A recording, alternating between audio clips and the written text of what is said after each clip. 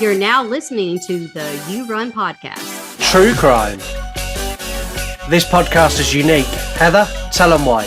You choose the cases, you share your opinion, and I hit you with mine. He got an easier death than he deserved.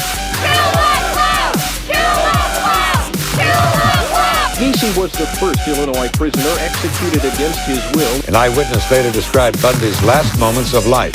He made reference to his loved ones and to his family when he was saying his last words. A serial killer comes about by circumstances and This is the You Run podcast. This is the only true crime podcast where we put you in control. You become part of our team as me and Heather take you through the cases that you have chosen. This is not our show. This is your true crime. That bitch is cray-cray. She's real crazy. Hey guys, this is Heather, and I am flying solo this episode. Yes, you heard that right. On the True Crime Podcast, I'm not going to have Mr. Scott to help me this time, or my partner in crime, like that pun.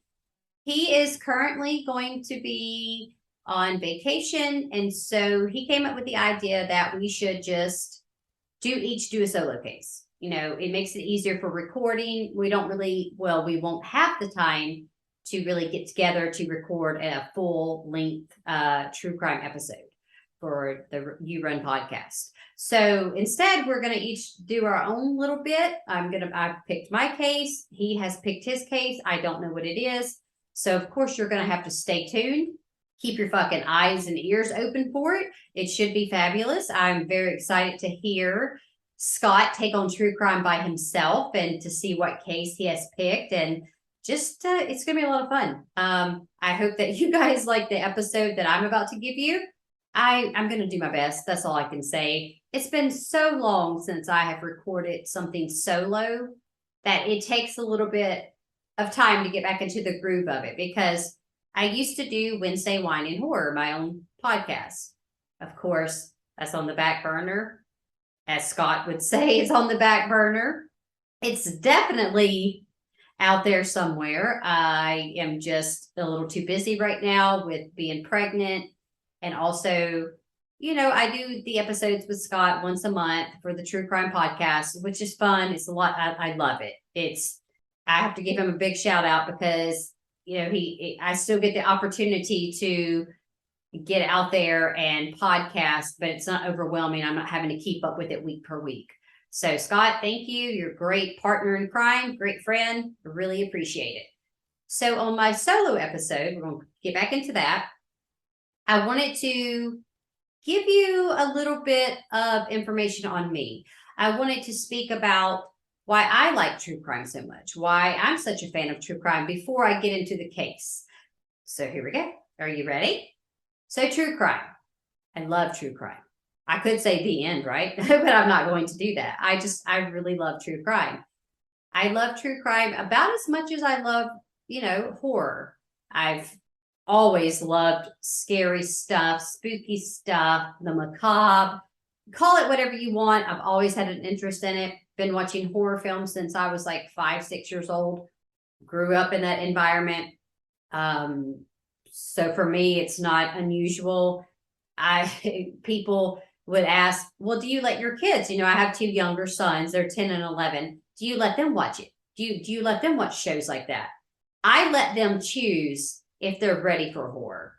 I don't believe that every child has the mentality to be able to handle horror, no matter if, you know, they're raised in that environment or their parents really, really love scary movies like my mom did. I just adapted to it and it never bothered me. I never had nightmares. It became like a part of my identity. I really, really loved it. So for my boys, I let them choose. My oldest son, he loves horror stuff. He'll watch it. He loves it. He's like, let's watch a scary movie. I can't wait. My youngest son, not so much. He really has no interest, and I'm not going to push that on him. He likes what he likes. He can be himself, and I'm all for individuality. So there you go. But we're going to get back on why I really like true crime so much.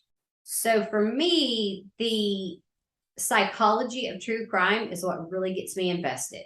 I love reading about the psyche of these people because as we all know, when you watch a true crime documentary, most of the time it starts off with, so and so, they had a semi-bad childhood, or they could have had a horrific childhood, but then they grew up to be this or that. Sometimes they grow up to be super successful or really nice, and it's so unaware. You're so unaware of the fact that this person, they're a serial killer. They love doing this shit. Like, this is what they want to do. And sometimes it's very seen. You can see it right at the forefront.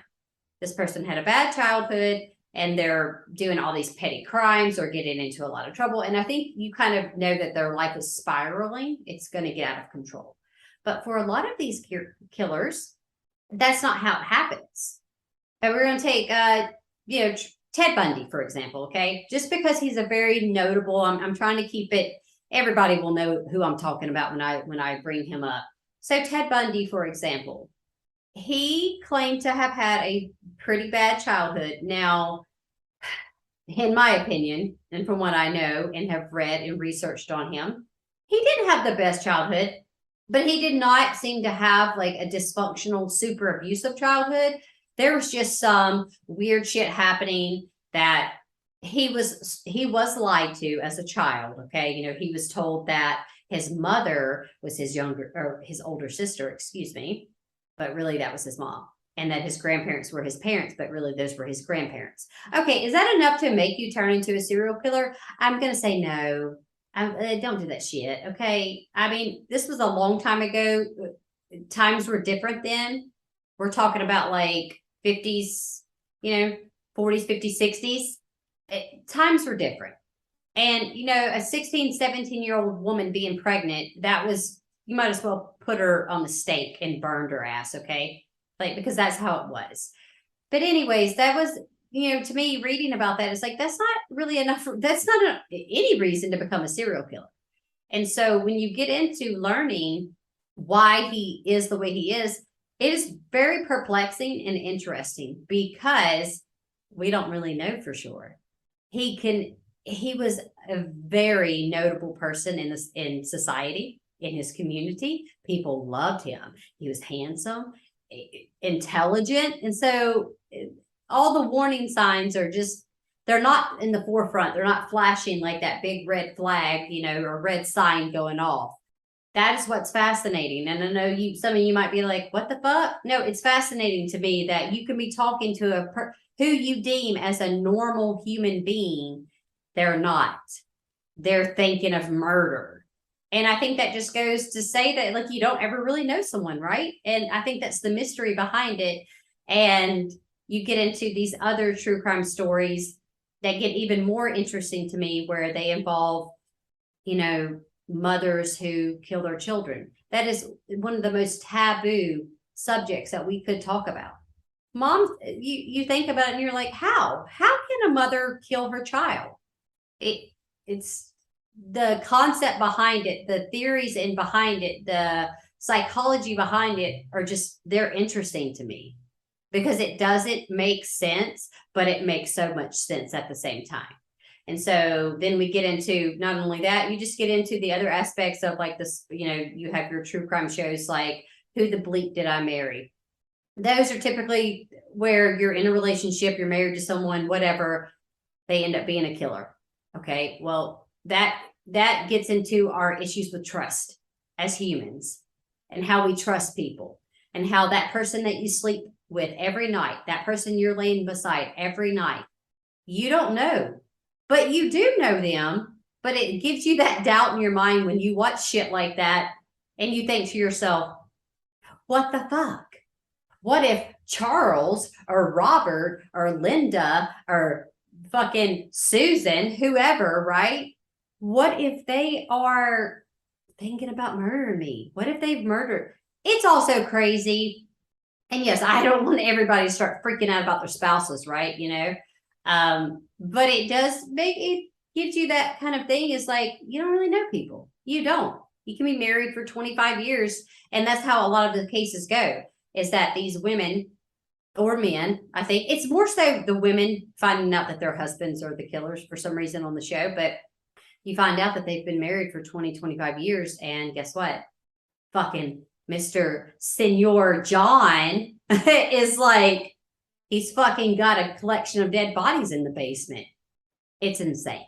So again, those might seem like some crazy, fucked up, macabre reasons to like true crime, but I find it very fascinating because the morality of it, how someone can get so angry that it puts you in that, and we've all been there. Okay, you can be a totally rational person, you can be a totally calm person, or not. But most of us do not go around killing others. We may even jokingly say, "Oh God, I wish I could kill them." Yeah, you say that just out of anger because you take that very nonchalantly. No one's taking you serious. But there's a method to the madness that goes into the mind of a serial killer. And I have watched so many documentaries, so many things on it, and I can't get enough of it. I continue to this day. Ever since, let's see, I got into horror when I was really young. True crime seemed to have come. I heard about cases grown up, but I think I got into true crime when I got older. I would probably say like my late teens, very early 20s. And that's going to take me into introducing the case that I have chosen to do my solo episode for. Now, a lot of you don't know all my business, and that's fine because I don't know all y'all. I ain't trying to tell everybody my business, but for my followers, for the people that know me near and dear, I do have a 19-year-old daughter, so she will be 20 in February. And I'm going to tell you that it might sound weird, but she's one of the main reasons why I decided to go with this case. Because at the time that this was happening, I was also pregnant with my daughter. And that's going to let me go ahead and introduce my case, the Laci and Scott Peterson case. And if you don't know what the fuck I'm talking about, turn your light bulb on. Have you been in outer space? Because everybody, even if you're not a true crime fan, you should know this case. You should just, it was publicized. It was on every thing you can think of. This was a big deal. This was 2002 to 2003, but we're going to get into that. Laci and Scott Peterson case. Most notable, I'll give you the details on it real quick because we're going to get into the details, but just to let you know a little bit about it, like what the case was, is that Laci Peterson was about 8 months pregnant with Scott's son. They were having a boy, and she was found dead along with a baby, and Scott is, accused of it. And then, of course, we all know what happens, but if you know the case, you know what happens. So it was a big deal. You have this pregnant woman and this husband, and they're dead. The woman and her baby. So to me, that hit home for me because, again, and I'll kind of throw in the little details as we go. But this was like, I was young. Now, Laci would have been, they were older than me at the time, of course, but I was a 19-year-old, or almost 19, excuse me.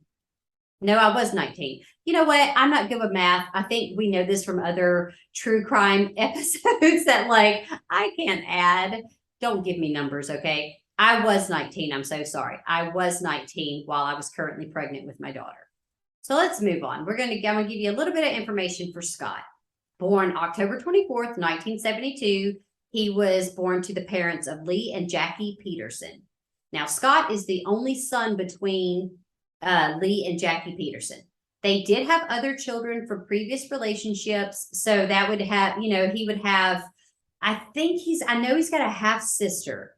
And I can't remember for sure if he has, I think he has a half brother. No, he does. I'm pretty positive. He has a half sister and a half brother because I know the half sister is interviewed in the documentary that I watched. So, of course, he's got other siblings. They're just not full-blooded.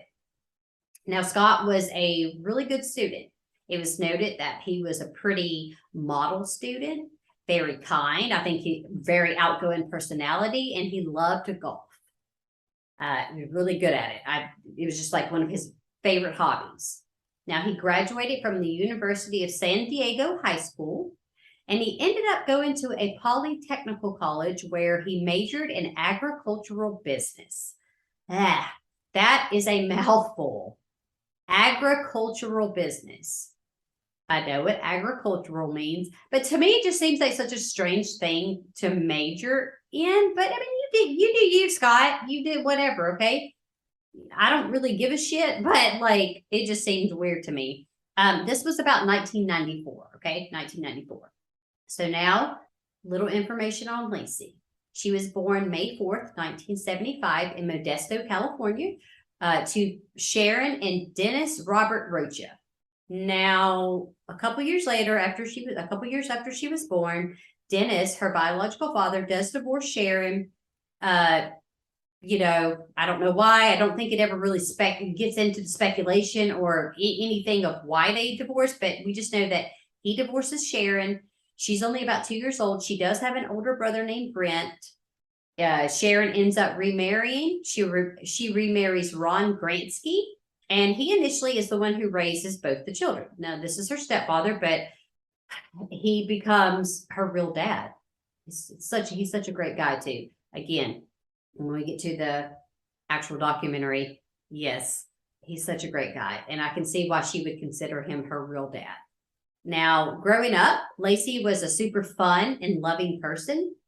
According to her mother, these were things that her mother had also said in the interviews, that Laci was really tenderhearted. She loved and she cared about everyone.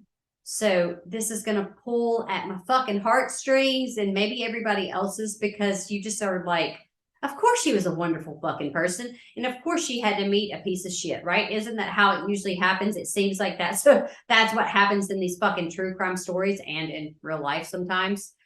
Anyway, all in all, though, when you're hearing these backstories on Scott and Laci, they seem to be pretty fucking good people.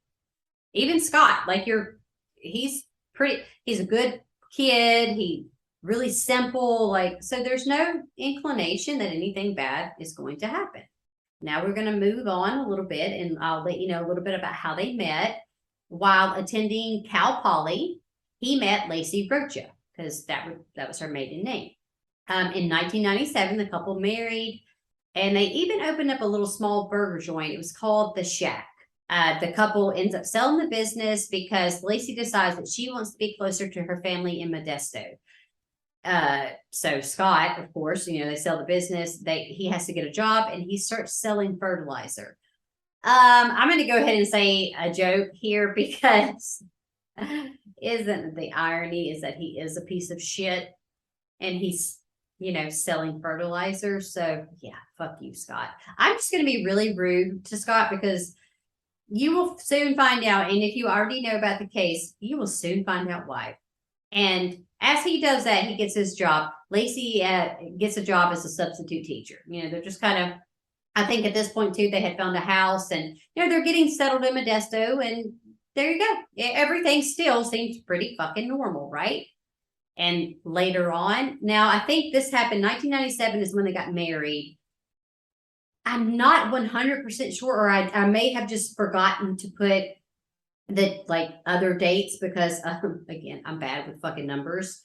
But I know in 2002, early 2002, that's when Laci becomes pregnant, and her due date was February 10th, 2003. So before we move on, okay, to get to the next little segment of this, I became pregnant in 2002 as well. It's so crazy to me. My due date with my daughter was February 14th, 2003. She ended up being born February 6th, due to me, she was born about 8 days early, but to me, that hit home for me, because it's like I was pregnant at the same time that this is going on. And it just blows my fucking balls off that it was like, at the time, I do remember listening to this case, and I remember, hearing about it, and having a new baby, right? it fucking bothered me so bad. And that was, of course, one of the many reasons why I chose this case, because it kind of held some significance to me in that aspect, because me and Laci would have had very similar, very close due dates with our children. And Laci, I'm so sorry of what happened to you. It really makes me sad. It really does. Because when I get into the details, I have to give lots of respect out to her and the baby passing on. It's very hard for me to talk about, so I might sound a little off or sound a little scatterbrained right there, and I really apologize for that. It's just that I had a loss at the beginning of this year, and even though it's not anywhere as devastating as the situation, I was not murdered, but I did losing a child.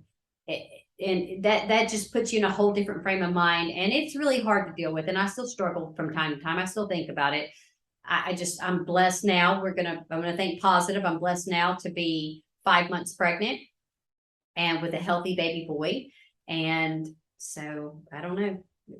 I'm thanking somebody, right? Because hey, I'm doing very well. So let's move on. I need to get off my I'm over here having a breakdown or whatever, but this is not what the show is about. So let's get into the actual disappearance of Laci Peterson. Now, this part, there is a good bit of speculation on what date that she came up missing. In the documentary, let me just go ahead and tell you guys the name of the documentary. The Murder of Laci Peterson. You can find it on Hulu. It is an or A&E for you folks that watch a lot of A&E. I do, but I mean, it is on Hulu.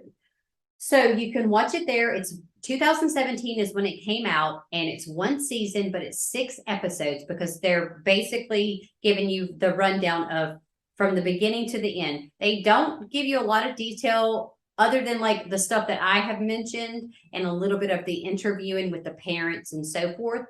But it does give you a lot more of the details, because I'm not going to have time nor the space right now, to give you all the details. But it will get very in depth. And so I highly recommend that you guys get on Hulu. I have Hulu. I love it. Lots of good crime documentaries on there, but get on there. The Murder of Laci Peterson. So anyway, let's continue with the disappearance. So, like I said, there is some speculation on what date she came up missing. I've heard that some people say it could be December 23rd, 2002. So that would be like the night before Christmas Eve. But mostly it is assumed that she went missing the morning of December 24th, 2002. Even in the documentary, it's going to focus more on that. I think it's just more hearsay because of the stuff that's not adding up. They're looking at it like, well, no, maybe she was killed the night before, and this and this and this. But I believe, just in my heart and brain, that she went missing that morning. So we're going to talk a little bit about that. So that morning, December 24th, about 9:30 in the morning, that's when Scott last claims he saw his wife, Laci Peterson. He said that he left to go fishing at the Berkeley Marina, and he claims that Laci was watching a Martha Stewart cooking show and just kind of planning to do her daily activities, which included walking their dog, Mackenzie. I mean, she was just chilling at the house. She's 7.5 months pregnant. I think she was going to do like a little cleaning. She's watching TV. Just a normal morning, I would suspect, right? For anybody. You're just doing your normal shit like you typically do. And at this time, Laci is about 7.5 months pregnant, so not quite 8 months pregnant. Well, she takes the dog on a walk, and around 10:30 that morning, from the report that you get or that you hear about, a neighbor reports that they found the dog, Mackenzie, and they put the dog in the backyard, but no Laci. It's just like the dog's running around, has a leash on, but just the dog's running around, and they did return the dog. And again, we're going to get back into a little bit of speculation. There is quite a ton of it on who saw Laci that morning, etc. And I say etc. because, please, you guys, and I'm going to keep repeating this, and I don't care if you like it or not, but just listen. The Murder of Laci Peterson. it's going to tell you so much more detail on all of this other stuff that was just, it's going to take too much time to get into. There's a lot of people who claim to have seen her that morning. Different situations, different scenarios, right? So watch the documentary. All we know at this point is that the dog has been found, but Laci is missing. Well, later on in the afternoon, because Scott is fishing, he's doing this kind of like whatever, doing his own thing. He does report that Laci's missing. But again, watching his reaction and then knowing the story, he doesn't seem very rushed to do so, because I recall it being like 5 o'clock in the evening before he even makes a report. And he calls Laci's mother first, almost as, I guess maybe that's not super suspicious, because it would be like, hey, is Laci over there? You know, if you didn't see your spouse at home, you would call a loved one or friend and say, hey, have you seen so-and-so? Well, that's what he does. But then he does report that she's missing.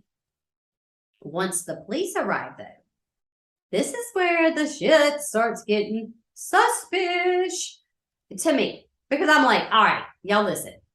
Laci's keys, wallet, sunglasses, purse, everything is in a closet in her home. And like all her shit is there. Now, she didn't fucking teleport, and she couldn't have driven anywhere, and she had no money. Like, she had nothing. She's gone. Of course, the police are like, okay, because they're talking to Scott. And they are paying attention to this stuff. And as you guys know, police usually know what the fuck they're doing, right? They're detectives. I think there was detectives here too. They're already being super suspicious of Scott because his demeanor is so calm. He is like, okay, and he's being so calm and cool. It's like I said, you'll watch the documentary and you'll see some of the footage where they have filmed, like when the police are there and they're inside the home. It's just like Scott's like, okay. I hate it so much because it pisses me off that I swear to fucking Christ that he is not shedding a tear. That doesn't look like there's any concern on his face. So that is extremely suspicious. I don't care what kind of personality you have. If your fucking spouse is missing, you should be panicked. Give us 10%, Scott, okay? Give us something. But he's not. And that, again, is why he is very highly suspected. He's on the top of the shit list, okay? So, now that we know about that, we know that Laci's gone. It's been reported. We're kind of just stuck right now. We're kind of in a dead-end pool with everything. We don't know yet. Of course, a search starts. We're going to talk a little bit about the search. They did call a huge search for her. It began the day after her disappearance. They had helicopters, police on horseback, bicycles, canine units, and around 900 people were included in this search. That is how many people gave a shit about this woman. And the fact, I think this just community that they lived in, it looked really nice. And I've never been to California. I don't know really much about California at all. But from where the neighborhood that they lived in, where their home was at, it looked really, really nice. And I could assume that like the whole community, right? They were going to help. Rewards were being offered for the return of Laci. It began, the first reward was $25,000. And by the end of this, because it had taken some time, obviously they haven't found her yet. At this point, after all of this, $500,000 for any information in her disappearance. So what does that say to you guys? They were willing, money, it doesn't matter. They want their daughter back. She's pregnant with her family. They're looking forward to they wanted to be able to meet their grandson. And it's just awful. And at this point, it's just desperation. And then desperation is an understatement. We get into this next part of this episode, and it's the grim part, because we're going to talk a little bit about the discovery of the bodies. So, on April 13th, 2003, there was a couple that was walking their dog. They ran across the decomposing, but according to reports, pretty well-preserved body of a late-term male fetus in a marshy area of the San Francisco Bay Shore. I don't really like the word fetus in general. I mean, I know that's not what we're concentrating on. It was the baby, okay? We're going to put it bluntly as possible. They found the dead baby just as if it was a piece of trash, washed up in the grass or the marshy area. The umbilical cord was still attached. Because, why wouldn't it be? That's what happens. Now, we'll get back a little bit into some speculations that, according to some reports, now this might be more hearsay. And again, because this case starts off with so much speculation, it is really easy to go down the rabbit hole of all these conspiracy theories. It would be a conspiracy theorist's fucking wet dream right now because, this is a case I think that it's not really open and shut so much. Well, the speculations were that the dead baby, had nylon tape around his neck and a significant cut. So to me, what that entails, what I understand that to be, is that the baby would have had to have been taken out of the body, okay, by someone, possibly, question mark, I don't really know, and injured, and that would have been the cause of the death, but that just does not make any sense to me, and I believe that is just a bunch of talk. Again, these details can't be verified because the autopsy results were actually sealed. A judge sealed them off. They don't want anybody to find them out, which that does happen in a lot of these true crime cases and a lot of cases in general where they keep those details private for reasons so people don't go off and make up some bullshit. Well, now that they have found the baby, about a day, I think it was a day later, a passerby finds the body of a recently pregnant woman. She's wearing beige pants and a maternity bra. Now, this was about a mile from where the baby was actually found. Now, this other corpse was so decomposed that you couldn't even recognize it as a human. Now, I have not seen pictures of this. I will refuse to see pictures of this. There's a lot of shit that I can watch. There's a lot of shit I can look at. I have seen some fucked up, twisted, disgusting horror films. I've seen some weird shit on the internet, but I'm not going to, and they don't show anything. I'm sure you could get photos of it if you really want to go that far, but I'm not going to. I don't want to see that. There's some things that will trigger me, and I can't, okay? I do have my moral compass is like, absolutely not. So once they find this human, or what looks like it's not even a human anymore at this point, they do DNA tests on it, and they find out, they do DNA tests on the woman's body and of course the baby's body, and it does confirm that they are the bodies of Laci Peterson and her unborn son, Connor, which I did not mention his name, but that was going to be, the baby's name was Connor, and she was having a little boy. The autopsy itself, like the way that the autopsy was handled, and from what I heard, the shit details, they're fucking insane. Because I feel like they just went all over the place with everything. There was no real closure in how Laci actually died. And it doesn't take a scientist to understand this, and you don't have to be a woman. Men, you should know this shit too, that if a woman dies with a baby in her body and she does not get medical help, pretty immediate, that baby is going to die, because the mother is the life source of the baby, no matter how far along she is. So to me, it's like, what the autopsy is just like, oh, okay, well, she died, so that's why the baby died. But it's bullshit, because I just feel like you get a lot of runaround with it's like no one knew exactly how she got killed. It's 2003. Technology is popping. I mean, I wouldn't say it's not at the height of where we are now, but this is not fucking 1975. Like, you motherfuckers should do something. I don't know. I just did not like the way that it was handled, and it was disrespectful to me for these two people that lost their lives, and I don't like it. You don't really get much into it. Even if you watch the documentary or do any kind of Google search or any kind of research on this case, you're going to hear, oh, what's this and that. One of the things that you'll probably hear or find in research is that Laci's body, Now, of course, it was in the water, so that's why she was so badly decomposed, because when you have a body that decomposes in water versus the dry land, the water's gonna, there's fish in this. There's so many bad things, of course, right, that could happen. Of course, if they find the body on dry land, animals can eat it, things like that. It's pretty morbid.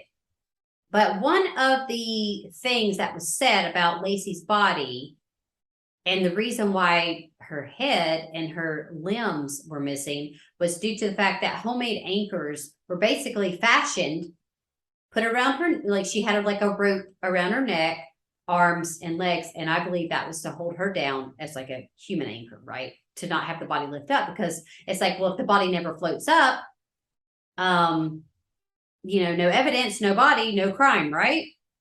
Yeah, well, obviously someone's fucking brain fell out of their asshole, because if your body is in water, you have to think about this. It's just fucking science. Like, it's not that hard. I think my fucking 10-year-old son would know this. The weight of that is going to, with the decomposition, her arms are going to fall off. Her head is going to eventually decay. It's so asinine, which is why they found just the torso of Laci Peterson. They didn't find her full body, because guess what? You got super heavy anchors they pulled her limbs off, okay? That's why she was only found as part of a body. Anyway, I'm sorry to go on the tangent with that, but it really just fucking infuriates me. I just feel like the justice system did her fucking dirty. U.S. judicial system sucks dick and balls, and they suck. Let's just put it that way. I know Scott has asked me before how the U.S. system works, and I'm like, I don't know. I fucking live in the U.S. my whole life. I have no fucking idea. I think it's whack. I'm gonna say whack, because someone can kill someone, then they'll be like, oh, okay, well, you're gonna get like 4 days, you're good, and then another case, it's like they go to the death row or serve life in prison. It makes no fucking sense. And I know a lot of people from the U.S. listen to the podcast. You guys know. How do you explain that to somebody? You just don't. We live in a fucked up world, and the justice system sucks asshole. Okay. So we're going to move on so I can stop going on fucking tangents. I'm going on tangents and I'm by myself. So before I get into the trial aspect, a little bit into the trial, I the arrest and stuff, I do want you guys to know, and if you know the case, you already know this, that during all of this situation, and before Laci was found murdered and everything, Scott Peterson was having an affair with this girl, this woman, I don't know, Amber Fry. I might be saying it wrong. As many times as I've watched the documentary, my ass should know by now, but I don't care. Amber. We're just going to say Amber, okay? This is my thing. She didn't kill Laci and Connor. She didn't kill them. If you watch her interviewing, you hate her. You're just like, ugh. There's just something about her. And also, I just feel like, I don't know, cheating and having affairs, that just rubs me the wrong way in general. Well, they met. So Amber and Scott met through I think it was a mutual friend or I don't know if it was Scott's friend, or I can't remember. And Scott apparently, now this is my thing. If it's a mutual friend, don't that motherfucker know that Scott has a fucking he's married, he's got a fucking baby on the way, but you're going to introduce him to this girl ugly too, y'all. I don't care. I said what I said. She ugly. She look like a fucking horse. Ugh. I don't like her face, and she's stupid. Anyway, so they met, and Scott tells Amber that he's single. Okay, of course he does. But like, whatever. And another suspicious thing that happens is that 2 weeks before Laci disappears, there are some phone calls that are recorded between them, but I think this was kind of after the fact. But it's reported that Scott tells Amber that he is a widower. And this would be his first Christmas alone. You fucking liar. You lied. We all know you lying. And first of all, he tells Amber this shit 2 weeks before Laci even disappears. So is that a fucked up coincidence that he says that? or he's just a fucking narcissistic sociopath piece of shit. And he ain't cute either. I'm gonna let y'all people know. They claim, you hear the stuff in these reports and they're like, oh, he's a nice looking guy. I don't think he is. He looked like a I wish y'all could see my face because that's exactly what he looks like. And Laci was beautiful, beautiful young woman. And I just don't now. Okay, I'm going to calm down. My pregnancy hormones are making me get even more pissed off. Y'all know how I get on the podcast. It's just asinine to me that, he tells her he's single, but then he's a widow. So it's like, you don't really ever know. Like, does he fucking tell, like, what does he tell Amber specifically?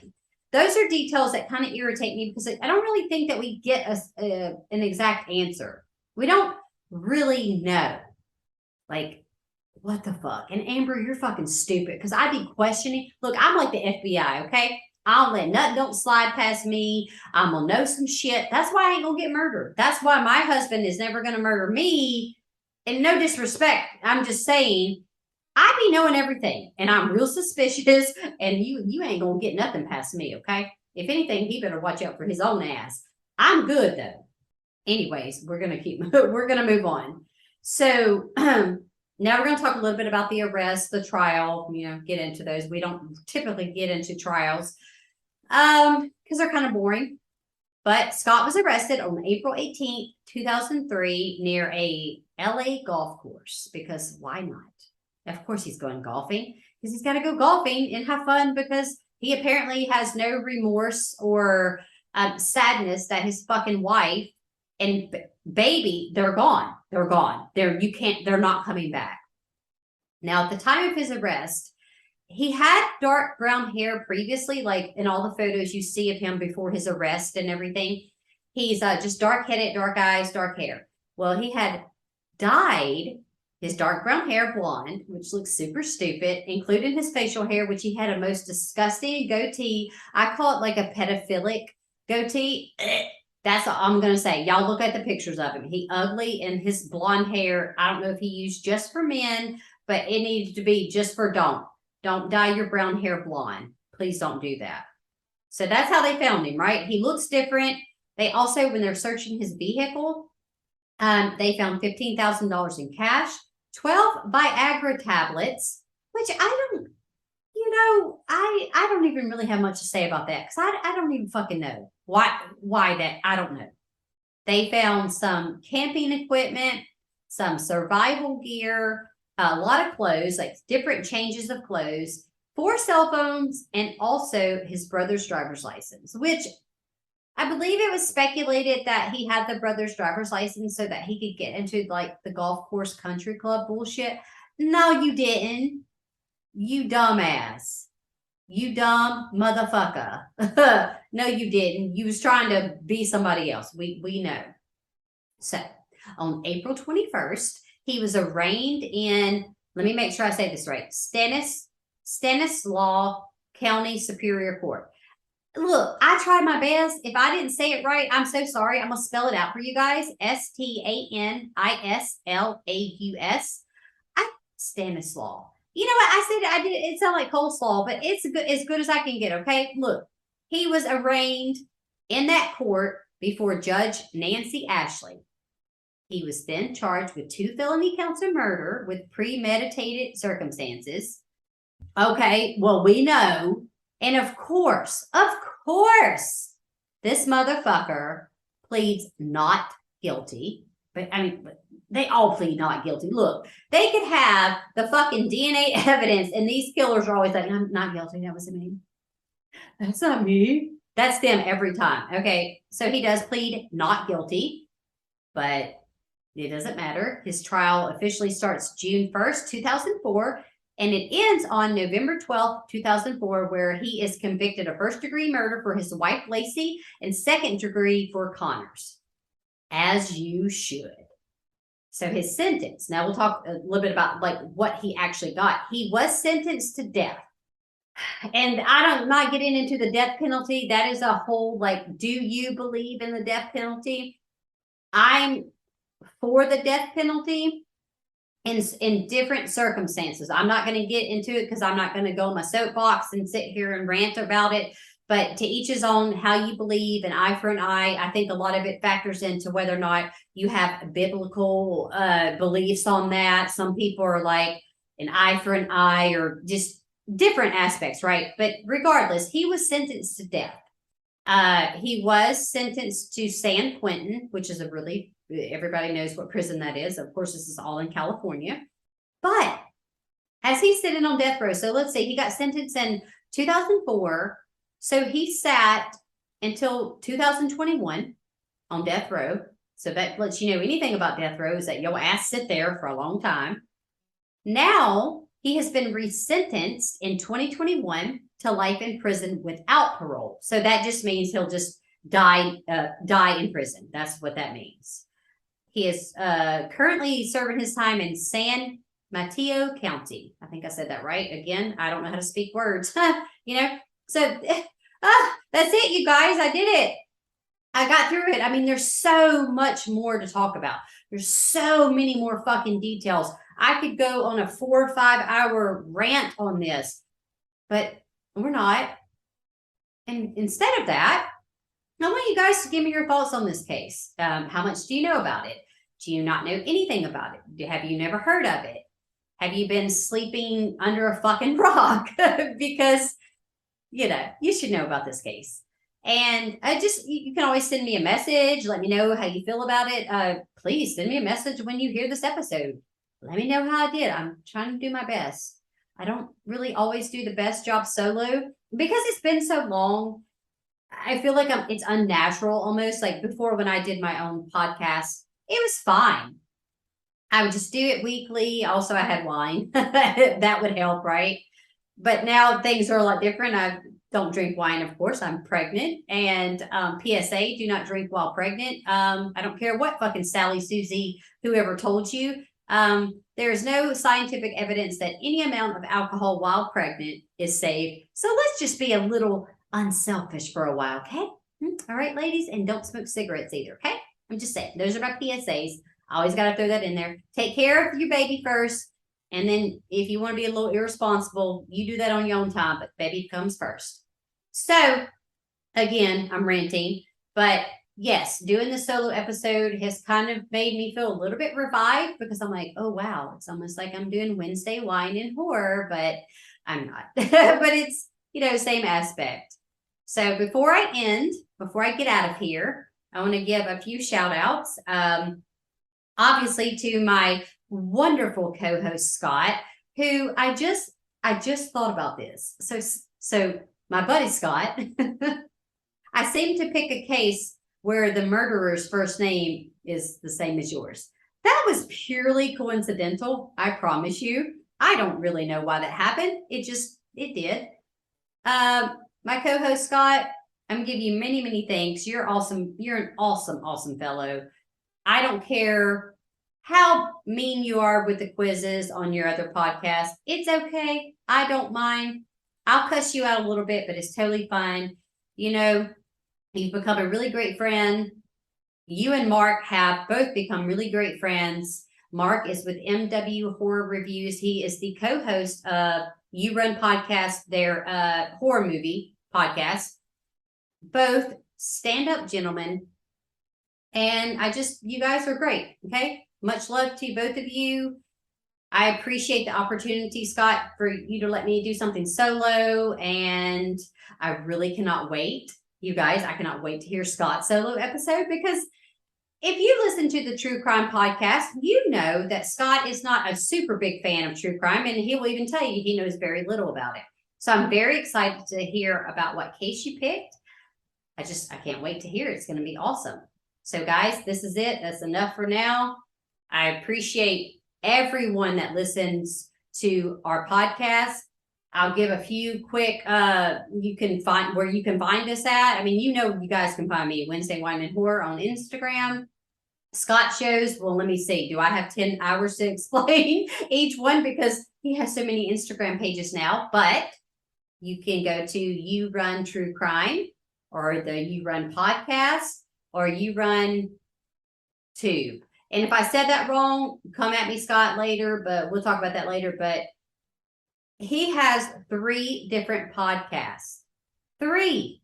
Y'all, I quit my one because I couldn't handle it. And this guy has 3 podcasts. So kudos to you. You guys go look for him, find him on Instagram, subscribe, give each one a listen. Give him a rating, give him a review. He works his ass off. Him and Mark both do. They really work hard to bring fun content. They deserve it. Give them 5 stars. Give them fucking, go in there and try to give them 10 stars. They deserve it. So with me saying that, much love to all you guys. Thank you so much for all of, I appreciate all of it, okay? All of it, just appreciate it. But until next time, I want you guys to stay safe and always stay spooky. Bye.